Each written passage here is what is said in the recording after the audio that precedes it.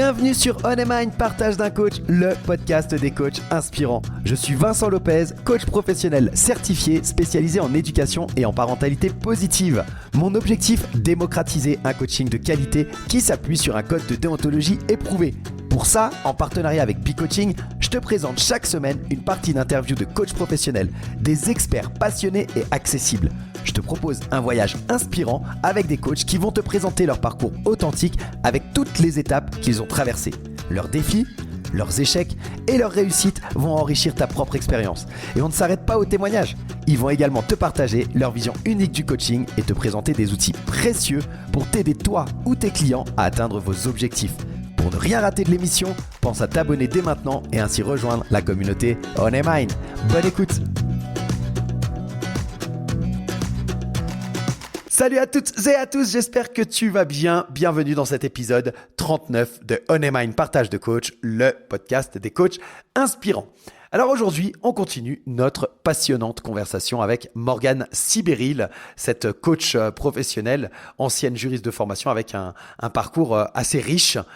C'est la troisième et avant-dernière partie de notre échange avec Morgane. Dans les épisodes précédents, on a déjà couvert pas mal de terrain avec elle. On a exploré ses débuts, ses défis, ses premières réussites en tant que coach. Donc si tu ne les as pas encore écoutés, je te conseille vivement de les rattraper car ils posent finalement les bases de ce qu'on va aborder aujourd'hui. Dans cette troisième partie, donc, on va se concentrer sur la partie coach entrepreneur. Comment développer une communication efficace, quel outil utiliser et surtout quel piège à éviter. Morgane, elle va nous partager son expérience personnelle en mettant en lumière deux écueils majeurs qu'elle a rencontrés et comment elle a réussi à les surmonter. Tu te demandes peut-être comment, par exemple, éviter le syndrome de l'imposteur ou alors le piège de l'épuisement quand on se lance en tant que coach, mais même en tant qu'entrepreneur en général. Morgane, elle a des conseils précieux à ce sujet qui sont issus de sa propre expérience, de son parcours. Donc, on va parler aussi de la perfection, de l'importance d'itérer tout le temps en tant qu'entrepreneur et de comment gérer son temps, son énergie pour être un coach efficace sans se brûler les ailes. Alors, reste bien jusqu'à la fin. Parce que Morgane va nous dévoiler aussi des stratégies marketing, comment elle réussit à garder une cohérence graphique et un engagement sur les réseaux sociaux. Et elle va même nous parler de son offre de coaching et des différentes façons dont elle accompagne ses clients, que ce soit en individuel ou en entreprise. Cet épisode, il est riche en conseils pratiques, alors accroche-toi, il va y avoir de l'expérience de terrain qui vont pouvoir t'inspirer et t'aider dans ton propre parcours entrepreneurial. C'est parti, sans plus attendre, je te laisse avec la suite de notre conversation avec Morgane Sibéril. Bonne écoute. Trop cool, on va attaquer la troisième partie de notre échange qui va un petit peu plus se focaliser sur l'entrepreneur coach en fait et puis sur comment on peut développer une communication, des outils, etc., etc., etc. On va commencer peut-être par les écueils, les pièges qu'il faudrait éviter peut-être. Quels sont ceux auxquels toi tu penses et que tu dis ça, c'est peut-être des choses à éviter lorsqu'on se lance en tout cas en tant que coach. Ouais, alors, bon, il y en a plein en fait, hein. Il y a plein d'ornières dans lesquelles il faut pas tomber, mais bon, je retiendrai quand même ici deux en particulier. En tout cas, deux que j'ai personnellement rencontrés. Le premier, c'est le piège de l'offre parfaite. C'est-à-dire de vouloir à tout prix modéliser une offre ficelée dans les moindres détails, se refuser à approcher les clients sans que cette offre soit complètement finalisée. J'ai perdu beaucoup de temps dans ce piège. Je pense aussi pour compenser ce qui peut légitimement se présenter lorsqu'on débute, c'est-à-dire la crainte de ne pas être à la hauteur, le fameux syndrome de l'imposteur qu'on voit un peu partout, mais pour le coup ici, je l'ai vraiment traversé et qu'on s'évertue en fait à compenser en prévoyant un peu tout dans les moindres détails, sauf qu'on peut jamais complètement prévoir ce que va attendre le client. Et pourtant, on nous avait prévenu à la formation et notamment sur la partie RNCP et que la reco, c'était vraiment de se dire on affine l'offre avec ses premiers clients. C'est en faisant qu'on devient.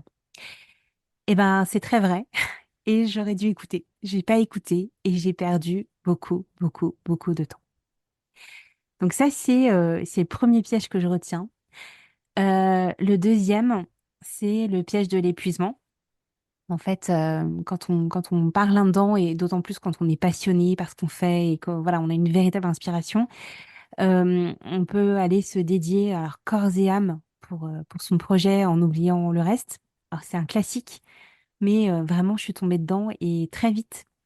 Et même encore maintenant, ça reste un peu fragile. C'est vrai que quand on se lance en tant que coach, bah, les temps deviennent très élastiques et votre projet, ce projet qui vous passionne, bah, il vous quitte pas. Vos idées, elles s'arrêtent pas en éteignant votre PC. En fait, ça tourne en permanence. Et bah, quand vous êtes dessus, vous pouvez en oublier le temps qui tourne et avec lui, même ne plus percevoir en fait les signaux physiques de la fatigue.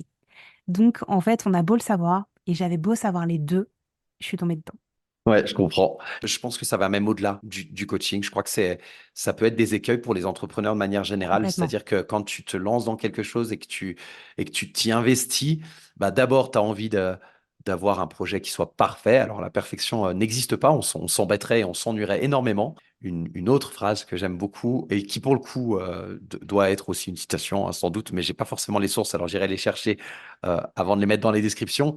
C'est mieux vaut fait que parfait. Ah ouais. C'est vraiment cette histoire d'itération et de réitération. Et d'ailleurs, quand on en parlait encore cette semaine dans une soirée coaching pour réussir à avoir quelque chose qui nous convienne, quelque chose qui soit un peu plus abouti, etc. En fait, on peut penser tout ce qu'on veut, réfléchir tout ce qu'on veut, on n'arrivera jamais au résultat escompté tant qu'on n'aura pas expérimenté et eu des retours. Et en fait, c'est avec une version 1, il se reconnaîtra s'il écoute le podcast, mais en fait, la version 1, elle est nécessaire. Si vous n'avez pas de version 1, vous n'aurez jamais de version 2, 3, Mm. 4, 5 qui seront, elles, beaucoup plus abouties et qui se rapprocheront de ce vers quoi vous voulez tendre, en fait, et que vous avez dans la tête. Mais vous avez besoin d'une version 1 pour pouvoir ensuite itérer, itérer, itérer. Donc voilà, mieux vaut fait que parfait. Ah, je Euh, partageais à 200%. Mm. Et puis, donc ça, c'était le côté, voilà, ça prend du temps si tu ne te lances pas suffisamment rapidement. Et puis, ben oui, le chronophage, le côté chronophage de l'entrepreneuriat, je pense que ça, c'est une réalité, d'autant plus quand tu aimes ce que tu fais, bah, ça tombe, tu es tout le temps dedans, en fait. Et tu le disais très bien, tu as beau éteindre ton ordinateur, les idées, elles s'arrêtent pas. Et donc, de réussir à faire une séparation assez équilibrée, disons, pour son équilibre personnel, pour sa vie familiale, pour son bien-être, de réussir à faire un peu la part des choses et avoir cette notion du temps qui passe, même quand on se retrouve ben, parfois dans un état de flow et qu'on peut y passer des heures, voilà, d'être attentif à ça, quoi. Mm, mm. Ouais, je Complètement. comprends bien. Ouais. Deux beaux écueils qui sont valables pour les coachs, mais je pense qu'ils sont valables aussi pour tous les entrepreneurs, en fait. Ah ouais. Oui, oui. Et ben justement, ça fait une bonne transition avec ma question d'après. Comment tu fais, toi, pour gérer ton temps, ton énergie, pour réussir à être, parce que ben on le sait, le coaching, ça demande quand même un certain investissement de notre personne, cette écoute active, cette mise à disposition de notre coaché, cet accompagnement, ça nous demande de l'énergie et on peut pas le faire à moitié. En tout cas, si tu le fais à moitié, ça se ressent et la qualité de ton coaching et ton accompagnement s'en ressent également. Comment toi, tu fais pour réussir toujours à avoir une bonne énergie et à gérer ton temps pour être la plus efficace possible dans tes coachings? Alors en fait, pour rebondir sur le premier point où tu disais cette notion de disponibilité mentale, même d'écologie mentale, hein, il y a un peu cette Mhm. idée-là. Je le place en tout premier parce que pour moi, c'est une ressource hyper importante, c'est mon superviseur. Pour des coachings qui sont compliqués, sur lesquels on repart avec des charges mentales, hein. Honnêtement, on repart pas complètement indemne parce qu'on s'est pris aussi, bah voilà, il y a un peu de décharge mentale qui s'est faite. La partie supervision est pour moi un peu en chapeau, donc je le mets juste en chapeau parce qu'on n'est pas vraiment dans la gestion du temps, mais on est dans la gestion des énergies. Mhm. Et honnêtement, ce point-là, cette supervision pour moi, enfin, on nous en parlait, mais je me suis rendu compte à quel point elle était importante vraiment. Et en fait, sur la gestion du temps, alors, c'est un vaste sujet. J'ai pas encore complètement modélisé le point, mais j'y travaille. J'avais vu passer un post LinkedIn qui m'a un peu inspiré justement la réponse sous cette forme de métaphore, mais tu l'as évoqué tout à l'heure, donc je pense que tu seras très aligné. En fait, l'entrepreneuriat, bon, c'est vrai en coaching comme ailleurs, c'est un marathon, pas un sprint. Et en fait, elle avait posé cette question, qui est-ce qui aurait l'idée de préparer un marathon sans y intégrer les temps de repos et les temps de récupération qui sont indispensables à la réalisation de la performance à venir. Bon, bah, clairement, aucun marathonien. Sauf que quand on commence en tant qu'entrepreneur, bah, on est un entrepreneur débutant. Donc, effectivement, on se dit que tout ça, c'est pas grave, on se reposera plus tard. Sauf que plus tard, il vient pas, en fait. Et si on essaie d'appliquer, en tout cas, le petit truc que moi, je partage ici, c'est que j'ai essayé d'y mettre, de fixer des plages de temps où j'essaye voilà, d'y dédier un objectif et j'intègre des SAS. Des SAS pour passer d'une plage de temps à une autre et aussi pour travailler sur les changements d'énergie. En fait, je suis pas dans la même énergie quand je suis en prospection ou en démarche commerciale que quand je dois créer du contenu, que quand je dois écrire ou scripter mon épisode de podcast. C'est pas du tout les mêmes énergies. Je fais pas du tout appel aux mêmes ressources. Et donc, en fait, c'est important d'avoir ces espèces de SAS, ces segments de temps sur lesquels on s'autorise à se dire, OK, hop, changement d'énergie. Donc, je les mets, ils sont dans mon agenda, hein, visuellement, hein. C'est marqué SAS, SAS. Et j'essaye de me dire, sur chacune des séquences, je vais me fixer des attendus, des livrables sur la base des priorités donc, que j'ai définies. Et avec cette phase, pardon, cette phrase que je me répète à chaque fois, et donc que j'emprunte en fait à une approche de coaching, hein, je fais un peu d'auto-coaching, je me dis, à la fin de la journée, je veux repartir avec trois petits points. À la fin de la semaine, je veux repartir avec trois petits points. Et en fait, ça m'oblige à être hyper concrète et aussi à me dire, et c'est là où ça m'aide dans la gestion de mon temps, c'est de me dire si à la fin de la journée, je suis repartie avec ce que je m'étais dit que je repartirais, j'ai fait le job que je m'étais assigné. Et donc, je m'autorise à refermer mon PC et aussi mes pensées. Ouais, j'adore cette. En fait, il y a deux choses que j'aime là-dedans, dans ce que tu viens de partager. C'est l'inscription dans ton agenda des SAS. Je trouve Mm. ça génial parce qu'effectivement, en fait, on a besoin de passer d'une activité à une autre et parfois de changer d'énergie, comme tu le disais très bien. Mais j'avais jamais pensé à le noter, en fait, tu vois, en tant que tel, visuellement, enfin, que ce soit palpable. Donc, je trouve ça vraiment top. Et puis, cet auto-coaching, je pense que c'est vraiment la meilleure façon à la fois d'avancer et de se préserver. Donc, je trouve que vraiment, c'est une super technique. Merci pour ces tips. Trop chouette. Mm. Avec plaisir, issu de l'expérience. Exact, mais c'est les meilleurs. C'est les meilleurs. Voilà, tu as expliqué hein, les différentes casquettes que tu peux avoir dans ton activité, le fait de devoir changer d'énergie pour passer d'une activité à une autre aussi, avec ces différentes casquettes, cet homme à tout faire, j'aime bien l'image de l'homme orchestre, quoi. L'entrepreneur, c'est vraiment un homme orchestre, il doit pouvoir Mm, essayer complètement. l'homme ou la femme orchestre, hein, j'entends. Euh, Quels sont, toi, dans le développement de ton activité, j'imagine que tu dois faire un peu de marketing, de communication pour pouvoir te faire connaître, pour pouvoir proposer tes services et tes accompagnements. Quelles sont les stratégies marketing que tu identifies qui fonctionnent le mieux pour toi?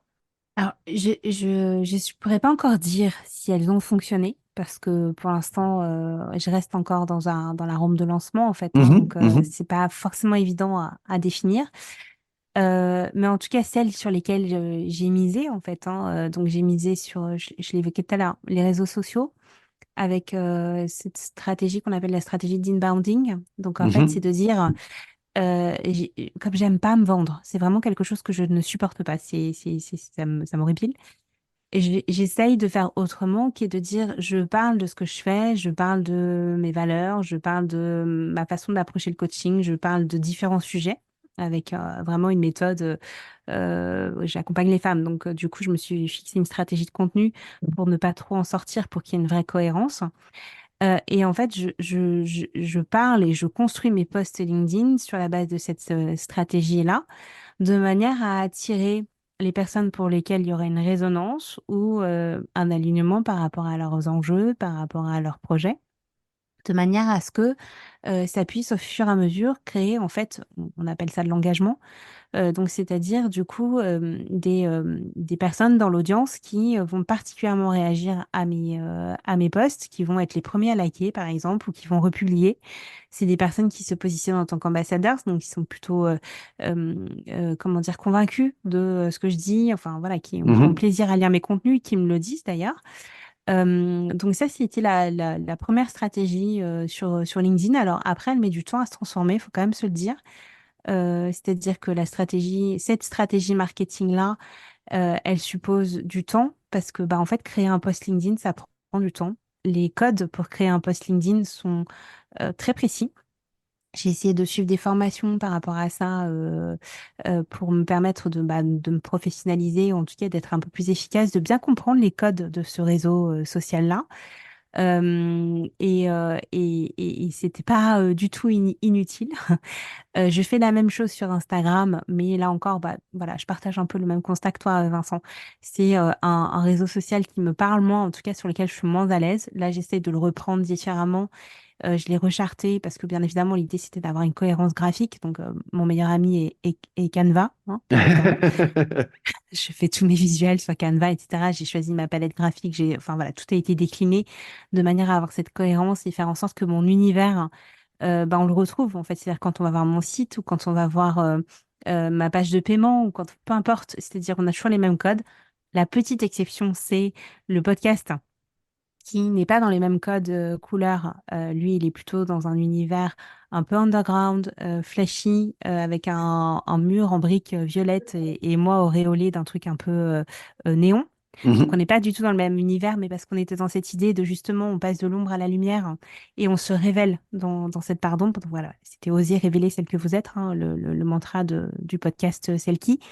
Mais sinon, tout mon univers graphique est décliné exactement sur une palette de 4 couleurs que je retrouve partout et que j'ai décliné sur tous mes réseaux sociaux de la même façon, de manière à ce que je sois identifiable quasiment tout de suite. Et ça commence à prendre, mais ça prend un petit peu de temps. Ouais, ouais, complètement. Non, ça prend, voilà, comme tu dis, patience, en fait. Patience, patience, vraiment. Ouais, ouais, je comprends. Je comprends bien. Je comprends bien. Bah justement, écoute, moi, je te propose, c'est que tu prennes du temps là pour nous parler de ton offre, de comment tu accompagnes tes coachés, de comment tu fais pour, euh, pour avancer avec eux. Enfin voilà, parle-nous un petit peu de ton public cible et de ce que tu proposes. Un peu un moment, un peu promotion, entre guillemets, tu vois.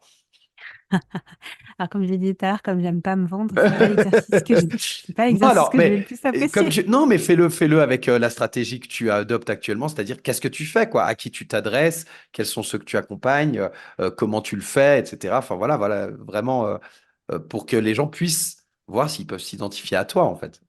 Oui, bien sûr. Alors, en fait, moi, j'ai un double positionnement, hein, ce qui n'est pas forcément évident, mais j'ai un positionnement auprès des professionnels, donc des entreprises sur une partie corporate, parce que c'est aussi mon ancien univers, hein, les grands groupes, je connais bien. Et donc, pour porter la partie empowerment féminin, mais plus largement la diversité, l'inclusion, parce que finalement, travailler la diversité au travers du prisme égalité pro, homme-femme, et ben c'est pas beaucoup différent de le travailler sur d'autres univers. Donc j'ai cette approche-là qui est vraiment sur l'idée de la diversité des talents et la puissance du collectif, parce que j'aime beaucoup cette approche-là de coaching collectif, c'est-à-dire accompagner une équipe, accompagner un jeune manager dans la création de son équipe et dans le fait de fédérer cette équipe, c'est juste passionnant. Et comme choisir, c'est renoncer, et là-dessus, j'arrive pas à choisir. J'aime autant l'individuel que le collectif. Je travaille donc toute une offre à destination des entreprises sur ces deux dimensions, où je propose donc en individuel du coaching en cycle ou à la demande, c'est-à-dire une sorte de pool d'heures prépayées finalement sur lesquelles une population bien identifiée peut aller directement se connecter, prendre rendez-vous avec moi. Et on est sur quelque chose qui est à la demande, un peu à la carte, mais sur un collectif bien déterminé sur lesquels l'entreprise cliente aura déterminé un besoin d'accompagnement. Donc ça, c'est vraiment la partie coaching individuel. Après, j'ai une deuxième partie qui est la partie plutôt collective. Donc, on est sur une offre de co-développement notamment et également des ateliers thématiques qui permettent finalement d'embarquer, bon, plutôt sur un format 10-15 personnes, hein, d'aller développer un outil de coaching, une méthodologie, une façon d'aller approcher bah, une clé pour déverrouiller des situations. Donc ça, c'est le format atelier. Et enfin, sur un format un peu plus ouvert, j'ai donc la partie conférence où là, en fait, moi, la partie, j'adore prendre la parole, j'aime beaucoup la partie relationnelle, la communication, c'est quelque chose que j'adore, qui me fait vraiment, qui m'énergise énormément. Donc, parler devant 30, 40, 50, 100 personnes, ça me pose pas de problème. Et c'est quelque chose que j'adore porter. Alors, pour l'instant, c'est une offre que j'ai en bannette, mais que je n'ai pas encore vendue. Mais pour autant que, voilà, que je compte pouvoir vendre dans les prochains mois. Et bien évidemment, la partie podcast qui est en accès libre et qui permet finalement bah, aux salariés aussi de me découvrir de façon complètement, je dirais, anonyme, hein, c'est-à-dire en allant sur n'importe quelle plateforme, que ce soit Spotify, Apple Podcast, peu importe, on tape celle qui, le coaching partagé au féminin pluriel. On l'a et on peut aller aussi bah, inspirer un peu nos idées de ce point de vue-là. Enfin voilà, c'est complètement. Donc ça, c'est la partie corporate. Et sur la partie individuelle, on est sur du coaching classique qui est plutôt adressé sur Instagram avec des cycles de coaching en 4, 7 ou 10 heures que j'ai appelé excursion, exploration. Voilà, donc qui permettent d'aller approcher sous format de cycle un accompagnement de coaching avec le déploiement d'une plateforme, c'est-à-dire qu'à partir du moment où la personne intègre un cycle de coaching, elle a immédiatement accès à une plateforme sur laquelle j'ai préparé des outils pour lui permettre de l'accompagner dans sa trajectoire de coaching, en plus de nos sessions individuelles. Waouh! Eh bien, une offre variée, je trouve, c'est chouette. Enfin, voilà, comme tu dis, corporate et le particulier, mais même à l'intérieur de ces deux grandes catégories, bah quand même un certain nombre de possibilités d'être accompagné par tes compétences et par toi. Donc, génial. Mais de toute façon, on mettra le lien du site sur lequel il y a toutes les informations pour ce que tu viens de nous partager. Et voilà, on arrive donc à la fin de cette troisième partie de notre échange avec Morgane Sibéril. J'espère que tu as trouvé et que tu as, disons, découvert autant de valeur et d'inspiration que moi dans cet échange et dans cette discussion. On a parcouru des sujets qui étaient vraiment importants aujourd'hui, comme les pièges à éviter en tant que coach entrepreneur, la gestion du syndrome de l'imposteur et l'importance de bien gérer son temps et son énergie. Alors Morgane nous a partagé deux écueils qu'elle a rencontrés dans son parcours, le piège de l'offre parfaite et le fait qu'elle ait perdu du temps là-dessus, et le piège de l'épuisement. Elle a expliqué comment elle a perdu beaucoup de temps à vouloir réussir à construire, à modéliser une offre qui soit parfaite avant de pouvoir approcher ses clients et comment finalement cette quête de perfection, c'est souvent une réponse au syndrome de l'imposteur. Elle nous a également parlé de l'épuisement, un risque qui est plus que courant, je dirais, chez les entrepreneurs qui sont souvent passionnés par ce qu'ils offrent, par leur service, par leur bébé qui est cette entreprise naissante. Et donc l'importance de prendre soin de soi pour éviter de se brûler les ailes. Elle nous a aussi partagé des astuces pour gérer son temps et son énergie, notamment en intégrant les SAS qu'elle appelle, les plages de repos, de transition entre les différentes tâches quand tu changes d'énergie entre différentes choses que tu fais. Et elle a souligné l'importance que elle mettait dans une sorte un peu d'auto-coaching et aussi, bien sûr, de la supervision pour maintenir un bon équilibre mental. Côté marketing, Morgane, elle nous a détaillé sa stratégie sur les réseaux sociaux. Elle met l'accent sur l'authenticité et la cohérence graphique. Elle nous a parlé de Canva, qui est son meilleur ami. Elle a expliqué également comment elle utilise des plateformes comme LinkedIn ou comme Instagram pour essayer d'attirer son audience et essayer de créer son engagement. Donc, un grand merci à toi pour ta fidélité, ton écoute. Ton soutien, comme tu le sais, est très précieux. C'est ce qui motive à continuer et à te proposer toujours des invités et des épisodes de qualité. Alors, si cet épisode t'a plu, eh bien, n'hésite pas à le partager autour de toi et à laisser des avis sur Apple Podcast, Spotify, etc. Les retours, ils nous aident énormément. Avant de te quitter, laisse-moi te donner un petit avant-goût du dernier épisode de la semaine prochaine. On va plonger encore plus profondément dans le monde du coaching, bien sûr, avec Morgane. Elle va nous partager ses trucs et astuces pour les jeunes coachs, comment identifier et valoriser son offre de valeur, des techniques pour développer des potentiels qui sont non exploités. On va aussi parler d'intelligence émotionnelle, de coaching cognitif et comportemental, et aussi des petits pas répétés qui mènent à des changements immenses. Ne rate pas cet épisode, car il va être à nouveau très riche en conseils pratiques pour tous ceux qui ont envie finalement de progresser dans le domaine du coaching. On aura également l'occasion d'explorer comment créer un environnement qui soit favorable pour le coaching et découvrir des expériences personnelles et inspirantes dans la gestion des talents. Alors encore merci d'être là avec nous et on se retrouve la semaine prochaine pour un nouvel épisode de On Est Mind, partage de coach, le podcast des coachs inspirants. D'ici là, prends soin de toi. À très vite.